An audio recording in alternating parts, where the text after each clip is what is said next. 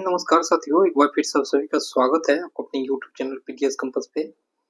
यूरोपियों का भारत में आगमन इस सीरीज में मॉडर्न हिस्ट्री हम लोग कर रहे हैं ज्ञान बिंदु का। आपको पता होगा तो ज्ञान बिंदु का जो आपका क्लास नोट्स है उसे हम लोग कर रहे हैं। यूरोपियों का भारत में आगमन में हम लोग देख लिए थे आपका पुर्तगाल पुर्तगाल और डच के बारे में हम लोग पढ़ लिए थे। फर्स्ट वीडियो में पार्ट 1 होगा जो आपको मिल जाएगा। इसमें हम लोग मेन रूप से पढ़ेंगे अंग्रेज के बारे में, और उसके बाद पढ़ेंगे अंग्रेज को पढ़ने के बाद पढ़ेंगे हम लोग फ्रांस के बारे में। ठीक है, हम लोग पढ़ेंगे फिर फ्रांस के बारे में, जो कि बहुत ज्यादा इंपॉर्टेंट है। यहाँ से हमेशा क्वेश्चन सभी एग्जाम में बनता है, और आप देख सकते हैं इसमें हम क्या किए हुए हैं, सभी को बहुत अच्छा से नोट डाउन किए हुए हैं प्रॉपर ढंग से, जो कि आगामी एग्जाम में बहुत इंपॉर्टेंट होगा। देख सकते हैं यहाँ भी। तो चलिए वीडियो को स्टार्ट करते हैं बिना किसी देरी किए हुए। यहाँ कुछ पॉइंट है इंपॉर्टेंट, उसे हम लोग पहले रीड डाउन करते हैं। देखिए, अंग्रेज 16वीं शताब्दी में व्यापारिक उद्देश्य से भारत आए थे। यूरोप से भारत समस्त कंपनियों की भांति इनका भी उद्देश्य क्या था? व्यापार ही करना था और लाभ सर्वाधिक करना था। भारत में सर्वाधिक लाभ उसी को प्राप्त होता जिस कंपनी को देशी रजवाड़े का संरक्षण प्राप्त होता। मतलब क्या, ये भी आए थे, ये तीसरा कंपनी था, ये भी आए थे दूसरी कंपनी की जैसे यहाँ पे लाभ कमाने के लिए। लेकिन भारत में लाभ किसको प्राप्त होता? जो रजवाड़े जिसका संरक्षण कर पाते। बहुत सारे राजा रहते थे भारत में। अंग्रेजों को भारत के व्यापारिक एकाधिकार प्राप्त करने हेतु दो तरफा संघर्ष करना पड़ा। एक तरफ यूरोप की कंपनियां तथा दूसरी तरफ भारत के तत्कालीन राजनीतिक सत्ता। जैसे भारत में भी राजनीतिक सत्ता क्या था कि अंग्रेज वगैरह बहुत सारा क्या होता था वहां पे कि जैसे मुगल और राजवाड़ों के बीच भी बहुत सारा युद्ध वगैरह हो रहा था, और अंग्रेज यहाँ आए तो अंग्रेज को क्या हुआ, डच और पुर्तगाल से भी युद्ध करना पड़ता था और यहाँ के राजवाड़ों से भी। इस क्रम में सर्वाधिक लाभ से प्रेरित इंग्लैंड के राजा चार्ल्स द्वितीय ने कंपनी को विशेषाधिकार 1661 में प्रदान किया। यहाँ से क्वेश्चन डायरेक्ट बनता है कि इंग्लैंड का कौन सा राजा था जिन्होंने कंपनी को विशेषाधिकार प्राप्त किया था? तो चार्ल्स द्वितीय। और कब किया था? 1661 में। इस विशेषाधिकार पश्चात अंग्रेज भारत में राजनीतिक व्यापारिक दोनों स्तर पर स्वयं शक्तिशाली कर पाए। अंग्रेजों का सबसे बेहतरीन गुण था समय के साथ स्वयं को शक्तिशाली बनाना। इस गुण के साथ अंग्रेज ने क्रमबद्ध तरीके से समूचे भारत में अपनी शक्ति स्थापित करते गए। बक्सर के युद्ध के पूर्व अंग्रेज ने संपूर्ण भारत के देशी तथा यूरोपीय शक्तियों को पराजित किया था। बक्सर युद्ध 21 अक्टूबर 1764, जो हम लोग आगे विस्तार में से पढ़ेंगे। पश्चात भारत के नीति निर्माता बन बैठे। 1765 का बंगाल में द्वैध शासन प्रथम कानून भारतीय जनता लगा गया था। इस क्रम में 1947 का संवैधानिक विकास प्रक्रिया के साथ भारत का आर्थिक, वैचारिक, राजनीतिक सेशन जारी रखा। अंत अनेकों विधि से भारत राजनीतिक एवं जनता के भारतीय स्वतंत्रता 1947 में संरक्षित रहा। देखिए, अब हम लोग ये जो थोड़ा ओवरव्यू ले लिए हैं, अब हम लोग डिटेल्स में पढ़ते हैं अंग्रेज के बारे में। ठीक है, चलिए हम लोग देखते हैं। 1580 में विलियम डेक नाविक द्वारा समुद्री मार्ग से पूरी दुनिया को चक्कर लगाया गया। पहला पॉइंट ये रखिएगा याद कि किसने पूरी दुनिया को चक्कर लगाया था? सबसे पहले विलियम डेक 1580 में। 1588 में अंग्रेज ने स्पेनिश अल्मेडा नाव का बेड़ा को पराजित कर अंग्रेजी नौसेना के सर्वश्रेष्ठ सिद्ध किया। इस विजय प्राप्त वस्तुओं एवं उनके मूल्य ने भारत के व्यापार के लिए अंग्रेजों को प्रेरित किया। देखिए, एक अंग्रेज था जिसने स्पेनिश मतलब डच के नाव था उसको पराजित किया, और वहां से बहुत सारे चीज वो लिए भी अंग्रेज शासक, जो उन्हें प्रेरित किया व्यापार के लिए। किसके साथ? भारत के साथ। 1593 में इसी क्रम में जेम्स लंकास्टर नामक अंग्रेज रेड ड्रैगन नामक जहाज से तमिलनाडु के तटवर्ती क्षेत्रों में पहुंचा। इस प्रकार भारत पहुंचने वाला प्रथम अंग्रेजी जहाज कौन हो जाएंगे? Red dragon. ये क्वेश्चन पहले भी पूछा गया है कि अंग्रेजी कौन सा जहाज था सबसे पहले भारत आया था? तो रेड ड्रैगन। डायरेक्ट क्वेश्चन बनता है। 1599 में जॉन मिंडन हॉल स्थल मार्ग से भारत पहुंचने वाला प्रथम अंग्रेज व्यापारी था। ठीक है, प्रथम भारत के साथ स्थल मार्ग से व्यापारी एकाधिकार प्राप्त करने वाली कंपनी लिवेंट थी। ठीक है, लिवेंट कंपनी थी जो स्थल मार्ग से, देखिए जल मार्ग की यहाँ नहीं बात हो रही है, स्थल मार्ग से पहुंचने वाला 1599 कौन था पहला, तो मिडेन हॉल था। ठीक है, याद रखिएगा। और कंपनी कौन थी लिवेंट थी। आगे बढ़ते हैं। सितंबर 1599 में ब्रिटेन के व्यापारी जॉन मेयर ने सितंबर 1599 के ईस्वी में 217 व्यापारी के सहयोग से एक कंपनी गठन किया। इस कंपनी के नाम governor and company of merchant and London trade to the East India था। देखिए, आपको पता होगा हम लोग डायरेक्ट क्या बोलते हैं कि ईस्ट इंडिया कंपनी, मतलब अंग्रेज द्वारा कौन सा कंपनी का स्थापना की गई, ईस्ट इंडिया कंपनी नहीं, 217 व्यापारी वहां पर मिल करके, ठीक है, ब्रिटेन के व्यापारी मेयर एक जैसे संगठन होता है, तो वहां पे संगठन मिल करके एक कंपनी का स्थापना की जिसका नाम क्या था, ईस्ट इंडिया कंपनी। सभी का शेयर था उसमें 217 लोगों का, उसका नाम ये होता है, लेकिन हम लोग ईस्ट इंडिया कंपनी डायरेक्ट बोलते हैं उसको ईस्ट इंडिया, क्योंकि इंग्लैंड की तुलना में भारत पड़ता है आपको ईस्ट में, इसलिए ईस्ट इंडिया कंपनी। चलिए आगे बढ़ते हैं। प्रारंभ में इसी कंपनी का उद्देश्य इंडोनेशिया द्वीप मसाला द्वीप के साथ मसालों का व्यापार करना था। इस कंपनी को जॉन की कंपनी भी कहते हैं। देखिए, स्टार्टिंग में जो ये कंपनी बना था ईस्ट इंडिया कंपनी, इसका मतलब था जो इंडोनेशिया द्वीप है, भारत जैसे यहाँ पे अपना प्यारा भारत हो गया, मान लीजिए यहाँ पे इंडोनेशिया द्वीप है, उसके साथ मसाला के लिए व्यापार करना। लेकिन नहीं, ये जो बहुत सारा आगे बढ़ गया। दिसंबर 1600, यहाँ से मैन बात स्टार्ट होता है, ध्यान से देखिए। दिसंबर 1600 ब्रिटेन की रानी एलिजाबेथ टेलर प्रथम ने कंपनी को 15 वर्षों के लिए व्यापार की अनुमति प्रदान किया, परंतु कभी भी 3 वर्षों की पूर्व सूचना देकर सरकार कंपनी को व्यापारिक एकाधिकार को समाप्त कर सकती थी।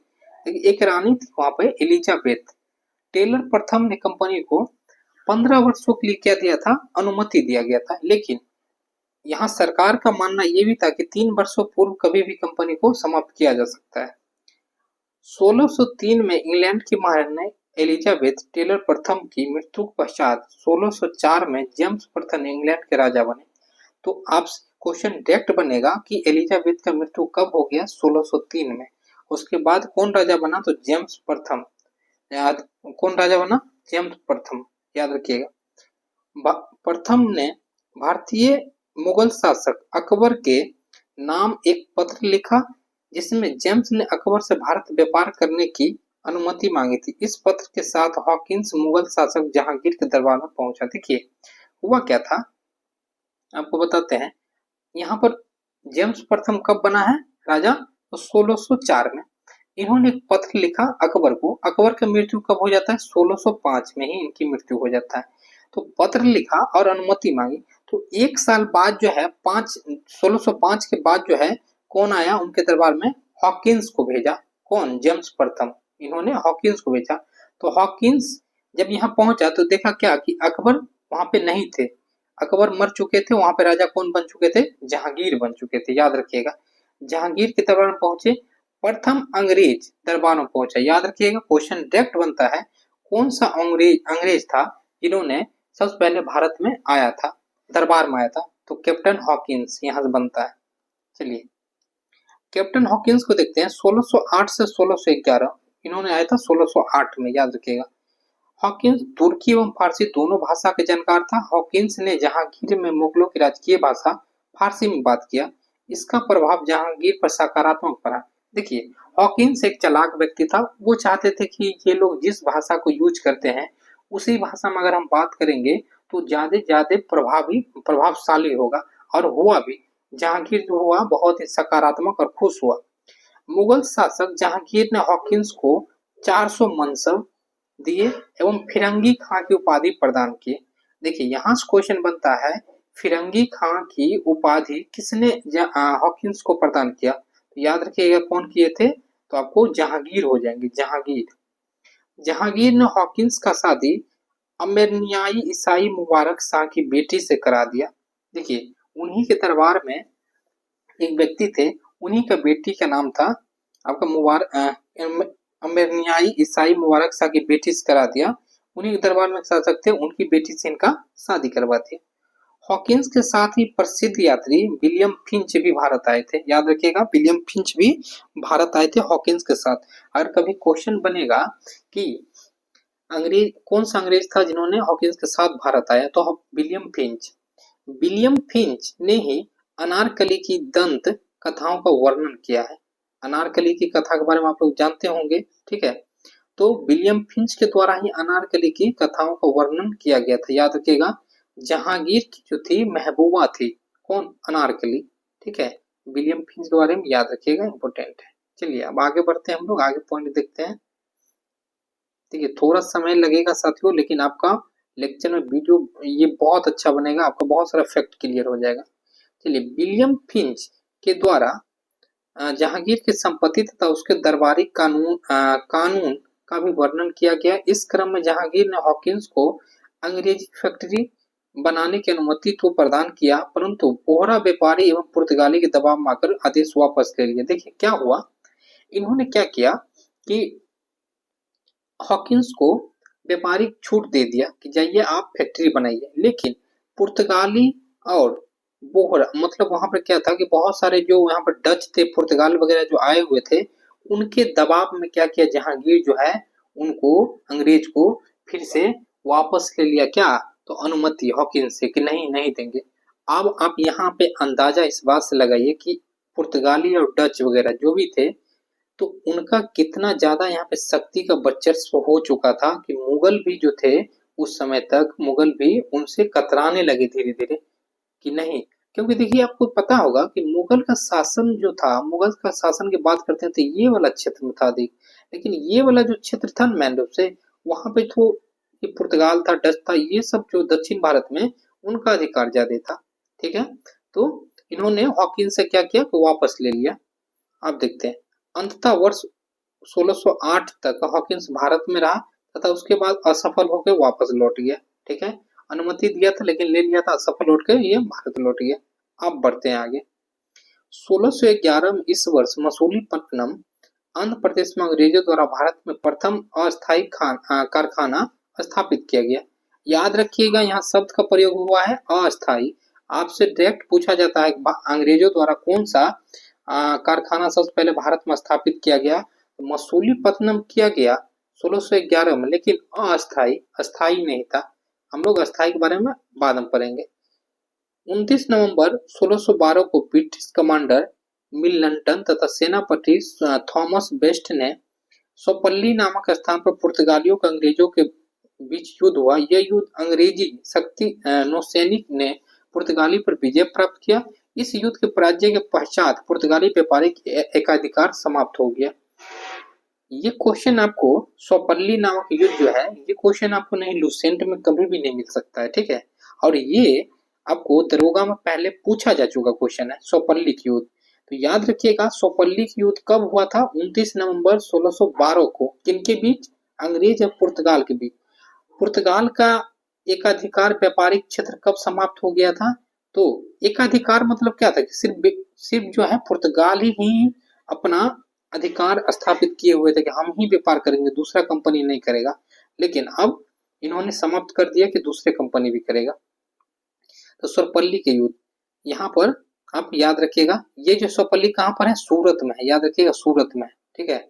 सब पहली बार जो है आपका पुर्तगाल यहाँ पर पराजित हुआ था, ये भी हम यहाँ पर नोट डाउन किए हुए हैं। चलिए आगे बढ़ते हैं।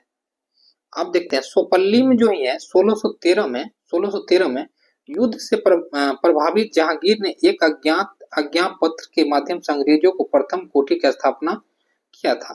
1613 में सूरत में स्थापित कारखाना अंग्रेजों के स्थापित प्रथम अस्थायी कारखाना था। यहाँ पे अस्थायी शब्द का प्रयोग हुआ है साथियों, मतलब हम ये कह सकते हैं कि प्रथम कारखाना था जो अस्थायी था 1613 में। कहाँ पर? सूरत में, सोपल्ली में। याद रखिएगा। आगे बढ़ते हैं। Sir Thomas Roe 1615। इंग्लैंड के राजा जेम्स प्रथम ने सर टॉमस रो को अपना दूत बनाकर भारत भेजा। पहले इन्होंने भेजा था किसको? हॉकिंस को। आप भेजा है टॉमस रो को, ठीक है। और ये किस दरबार में आए थे? तो अजमेर वाले दरबार में, ठीक है। पहले जाकर नूरजहां को ही मनाया। देखिए ये बहुत होशियार व्यक्ति थे टॉमस रो। इसके साथ प्रसिद्ध ईसाई पादरी एडवर्ड टेरी भी भारत आया था। एडवर्ड टेरी भी भारत आया था। सर टॉमस रो जब भारत आया उस समय जहांगीर के दरबार में जूटा गुट अत्यधिक प्रभावशाली थी। अब देखिए ये सब बात आपको लुसेंट में नहीं मिलेगा। जूटा गुट क्या है हम बता रहे हैं आपको। जूटा गुट सक्रिय इसलिए था, नूरजहां थी उसमें द्वारा निर्मित गुट थे, जिसमें नूरजहां मुखिया थी। नूरजहां का भाई उसमें आसफ खां था। उसका पिता उत्तमादुद्दौला था। उत्तमादुद्दौला का मकबरा ही ऐसा है जो पित्रा से पहला भारत में बना हुआ आपका इमारत है। याद रखिएगा, बीपीएससी पूछा हुआ क्वेश्चन। और नूरजहां का माता असमत बेगम इत्र से इन्होंने इत्र की आविष्कार की थी, मतलब सेंट का आविष्कार की थी। और शाहजादा खुर्रम था। शाहजादा खुर्रम मतलब शाहजहां जो बना था बाद में।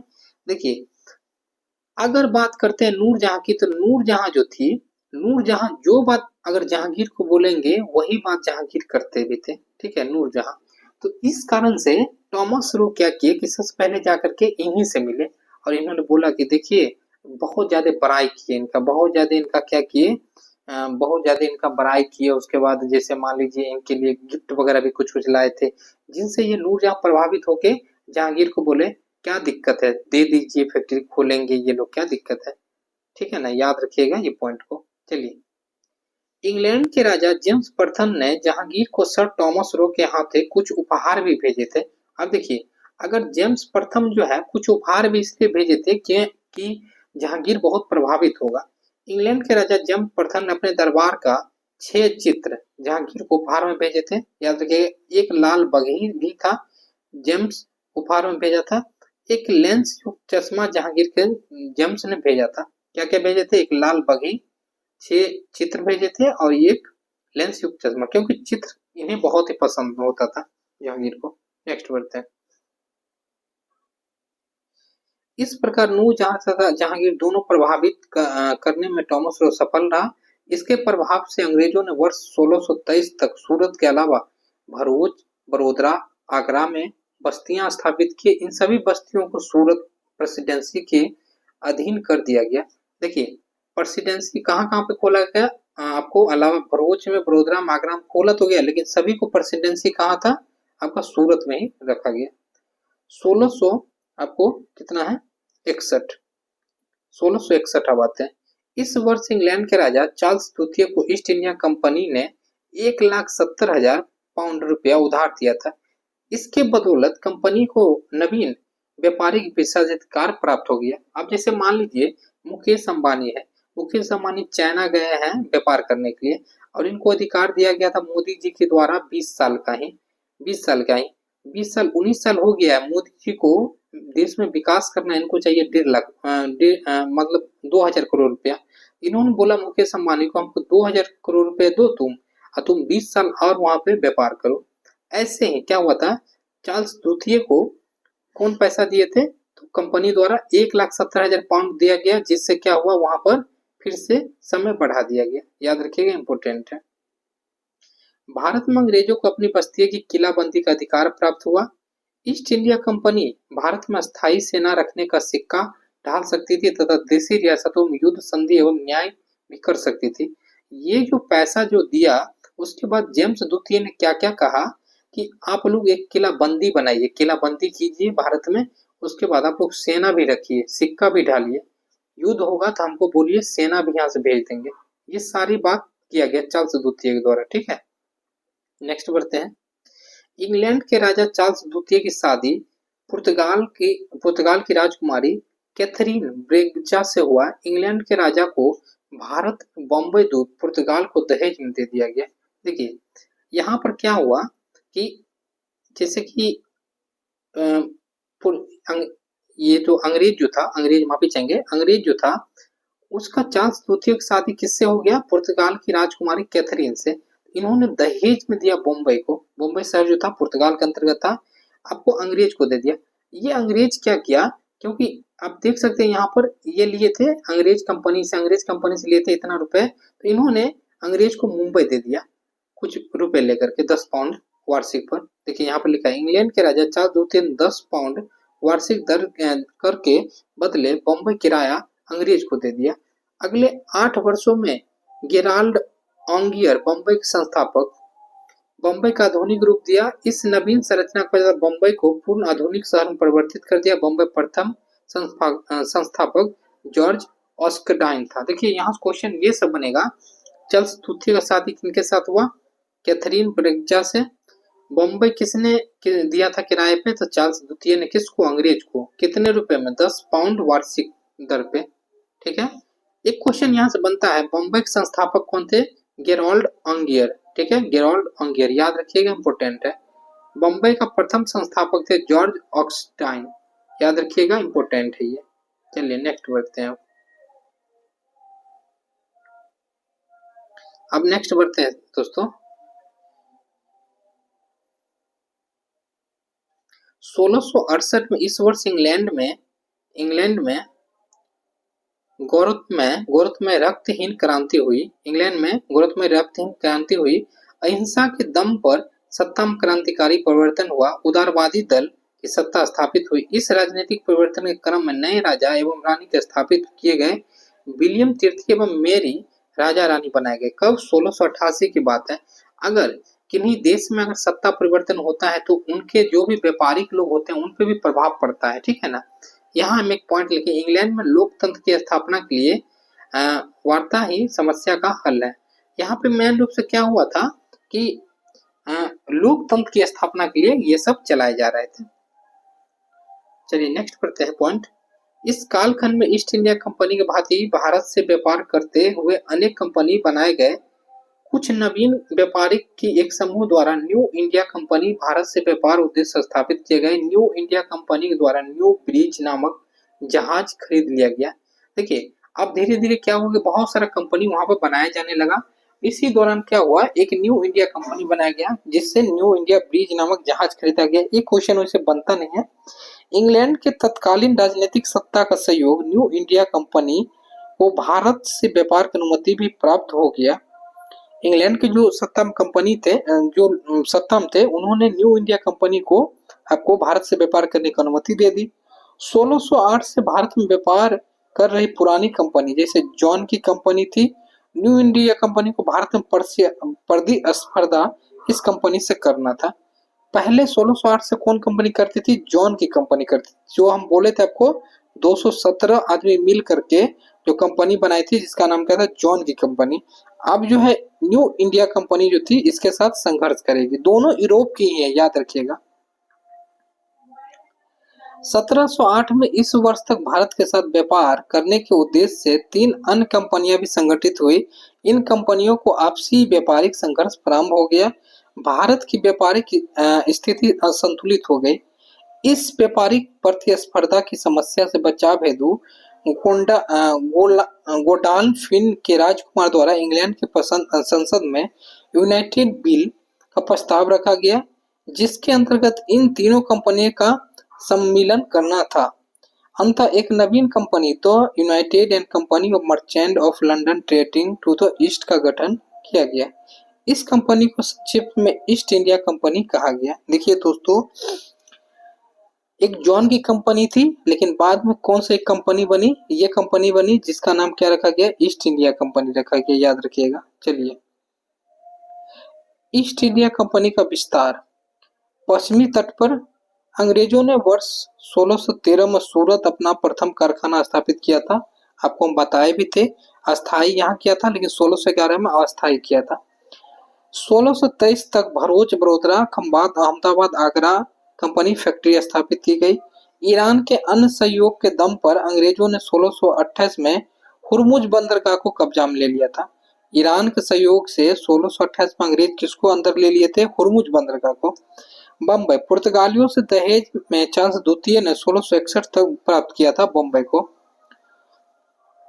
1669 से 77 जेरोल्ड अंगियर ने बम्बई को विकसित किया था। यह सब छोटा छोटा पॉइंट है जिसके बारे में हम समझा चुके हैं आपको। चलिए, बम्बई में अंग्रेजों के सिक्के ढालने की व्यवस्था स्थापित किया। कालांतर में यहाँ ढाले गए सिक्के समूचे भारत में मान्य हुए। 1687 में इस वर्ष में बम्बई पश्चिमी तटों पर केंद्र मुख्यालय बनाया गया। 1687 में क्या बनाया गया? मुख्यालय। अब देखते हैं पूर्वी तटों पर कंपनी का विस्तार, मतलब पूर्वी तटों, ये वाला भाग पर हम लोग भारत की बात यदि करते हैं तो ये वाला भाग पर पूर्वी तट, ये वाला भाग, ठीक है। ये वाला भाग हो जाएगा पूरे। ठीक है साथियों, चल देखते हैं। 1611 इस वर्ष अंग्रेज ने मसूलीपट्टनम आंध्र प्रदेश में प्रथम अस्थाई कारखाना खोला था। अस्थाई कारखाना खोला था कहाँ? मसूलीपट्टनम की बात हो रही है, आंध्र प्रदेश, मतलब यहाँ पर। 1626 में अमरा गांव पुलिकट के निकट, पुलिकट मतलब यहाँ पर पुलिकट के निकट अंग्रेजों ने दूसरी बस्ती का निर्माण किया। 1632 इस वर्ष गोलकुंडा के शासक सुहरा फरमान प्रदान किया। सुनहरा फरमान होगा, याद रखिए, सुनहरा फरमान। इस फरमान आदेश 500 पेगोडा डचों की स्वर्ण मुद्रा के बदले गोलकुंडा बंदरगाह मुक्त व्यापार अनुमति दे दिया गया, जबकि 1661 में अंग्रेजों को सिक्का ढालने का अधिकार दे दिया गया। देखिए आपको बता दे, गोलकुंडा के शासक, देखिए गोलकुंडा वाला क्षेत्र यहाँ पर कर्नाटक के आसपास में, ठीक है। इन्होंने एक सुनहरा फरमान दिया कि 500 पेगोडा में अब जो है यहाँ पर क्या कीजिए कि व्यापार की अनुमति भी दी जाती है और यहाँ पर आप सिक्का भी डाल सकते हैं, याद रखिएगा। 1633 में इस वर्ष उड़ीसा में बालासोर, हरिपुर, कासिम बाजार, पटना बिहार इत्यादि स्थान पर व्यापारिक कोठियां स्थापित करने की अनुमति प्राप्त हुआ। इस वर्ष फ्रांसीसी डे नामक अंग्रेज द्वारा चंद्रगिरी के शासक दरमेला वेंकटप्पा से जमीन लीज पर प्राप्त किया गया। वहां मद्रास नामक शहर की स्थापना की गई। मद्रास के किले का नाम सेंट फोर्ट जॉर्ज रखा, याद रखिएगा, पूछा जाता है बहुत बार। मद्रास के किले का नाम क्या है? Saint Fort George. अब चलिए बंगाल में विस्तार देखते हैं अंग्रेज का। सबसे इंपोर्टेंट, सबसे ज्यादा इंपोर्टेंट कुछ होगा तो यही है। बंगाल में विस्तार क्या है? 1651 में हुगली की व्यापारिक कंपनी का निर्माण करा था। इस कोठी की स्थापना का श्रेय ब्रिजमैन को जाता है। ब्रिजमैन के साथ डॉक्टर बेंटन ने बंगाल के शासक शाहजूदा की बहन का इलाज किया। इस घटना के पश्चात शाहजूदा ने 3000 रुपए के बदले बंगाल में कर मुक्त व्यापार की अनुमति प्रदान कर दी। ठीक है, 1651 में। देखिए एक डॉक्टर था अंग्रेज में ही, जिसका नाम क्या था? डॉक्टर बेंटन, जो ने बंगाल के शासक जो था उसका नाम था शाह सूजा। शाह सूजा, क्योंकि मुगल शासक चल रहा था तो बंगाल का अलग अलग प्रांत में अलग अलग शासक बनाए हुए थे। तो शाह सूजा की बहन का तबीयत खराब हुआ, उनका इलाज किए तो 3000 रुपए में बंगाल में मतलब कर मुक्त व्यापार करने की अनुमति दे दिया कि हमको अब 3000 रुपया दीजिए, उसके बाद आप व्यापार कीजिए कर मुक्त। ठीक है, अब बढ़ते हैं 1658 में। इस वर्ष बंगाल, बिहार, उड़ीसा समस्त क्षेत्र मद्रास स्थित सेंट जॉर्ज फोर्ट के अधीन कर दिया गया। आपको इससे ऊपर हम बताए हैं सेंट फोर्ट जो था मद्रास के अंतर्गत था, उसके अंतर्गत किसको कर दिया गया? बिहार, उड़ीसा, बंगाल को कर दिया गया। 1686 में एक राजनीतिक घटना के पश्चात औरंगजेब ने अंग्रेजों को हुगली तट पर दंडित किया तथा समस्त व्यापारिक गतिविधियां बंद, बस्तियां खाली करने का आदेश भी दिया। देखिए औरंगजेब था एक अलग किस्म का आदमी। अंग्रेज जो था धीरे धीरे विस्तार करते जा रहा था। इन्होंने समझा क्या कि अब हम लोग विस्तार करते जा रहे हैं, अब हमें कोई नहीं रोकेगा। एक ऐसी किलाबंदी करने लगी जिसका भनक पड़ा औरंगजेब को। इन्होंने क्या किया देख सकते हैं, हुगली, कहाँ पे हुगली है? तो ये वाला भाग क्या है? हुगली है। ये वाला भाग जो है हुगली है, बंगाल में, ठीक है, कर्नाटक। यहाँ पे इन्होंने एक आपका विस्तार कर रहा था। औरंगजेब ने इन्हें गतिविधियों को बंद करवा दिए और खाली करने का आदेश दिया, मतलब कि मारे पीटे हुए, बोले भागो यहाँ से। चलिए 1690 में एक अंग्रेज अधिकारी जॉब चॉर्नॉक ने मुगलों को 1.5 लाख का जुर्माना भुगतान किया तथा पुनः व्यापारिक अधिकार प्राप्त किया। अंग्रेज ने सूतानाथी नामक गांव भी खरीद लिया। देखिए अब एक अंग्रेज आया जिसका नाम था जॉब चॉर्नॉक, जो बाद में कोलकाता का भी स्थापना किया है, पढ़ेंगे आगे। इन्होंने 1.5 लाख रुपए क्या किए? जुर्माना दिए और बोले हम लोग को फिर से शासन करने दीजिए। औरंगजेब का ही शासन था क्योंकि इनकी मृत्यु 1707 में हुई थी, तो धीरे धीरे फिर से व्यापार करने लगे। अब देखते हैं 1690 में बंगाल में बर्धमान के जमींदार शोभा सिंह तथा रहीम खान के द्वारा विद्रोह कर दिया गया। इसके साथ तत्कालीन बंगाल के समस्त शक्तियों अपने फैक्ट्री किलाबंद करने लगी। इस अवसर पर लाभ अंग्रेज ने उठाया, अपनी फैक्ट्रियां का किलाबंदी कर लिया। किलाबंदी का आदेश तत्कालीन बंगाल के शासक अजीम उसान द्वारा दिया गया। अब क्या हुआ कि बंगाल में एक जमींदार था शोभा सिंह, और कहा विद्रोह हुआ था, बंगाल में विद्रोह हुआ, जिसका फायदा कौन उठाया? अंग्रेज। अंग्रेज ने बंगाल में एक शासक था अजीम मुसान, उनसे आदेश लेकर के किलाबंदी कर लिया। आगे बढ़ते हैं।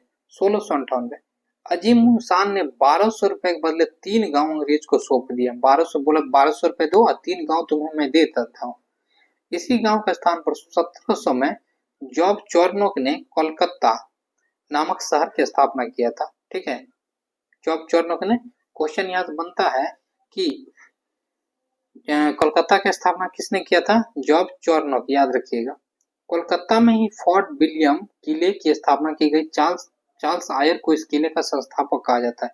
ये भी क्वेश्चन बनता है, विलियम जो फोर्ट विलियम है उसकी स्थापना किसने की थी? चार्ल्स आयर के द्वारा। नेक्स्ट बढ़ते हैं। 1709 में बंगाल का शासक शाह सूजा ने सीमा शुल्क 3.5% से घटा करके आपको 2.5% कर दिया। 2.5% कर दिया। अब अंग्रेज का व्यापारी मेघना कांटा जानते हैं कि सबसे बड़ा उन्हें ऐसा कब फायदा मिला, सबसे बड़ा फायदा जिससे वो बहुत तरक्की किए। तो अंग्रेज का व्यापारी का मेघना कांटा 1707 में। 1717 में मुगल शासक फर्रुखसियर पीलिया रोग से पीड़ित था। अंग्रेज डॉक्टर जॉन सरमन अपने दल के साथ मुगल दरबार पहुंचे। इनके रोग का इलाज किया तथा इन्हें शिष्टमंडल 4 सदस्य थे। Sir John Surman, doctor Hamilton पीलिया रोग विशेषज्ञ, ख्वाजा सेहून आपका, उसके बाद एडवर्ड एटिफिंसन विलियम। सबसे ज्यादा ये इंपॉर्टेंट है इसलिए हम इसको नोट डाउन किए हुए हैं। देखिए ज्यादा पूछा जाता है हैमिल्टन, क्योंकि ये इन्हें पीलिया रोग था। तो पीलिया चारों लोग आए थे लेकिन ये विशेषज्ञ हैं उसके। चलिए, इस शिष्टमंडल से फर्रुखसियर प्रभावित हुए। भारत में अंग्रेजों को व्यापारिक अधिकार की असीमित शक्तियां प्रदान की।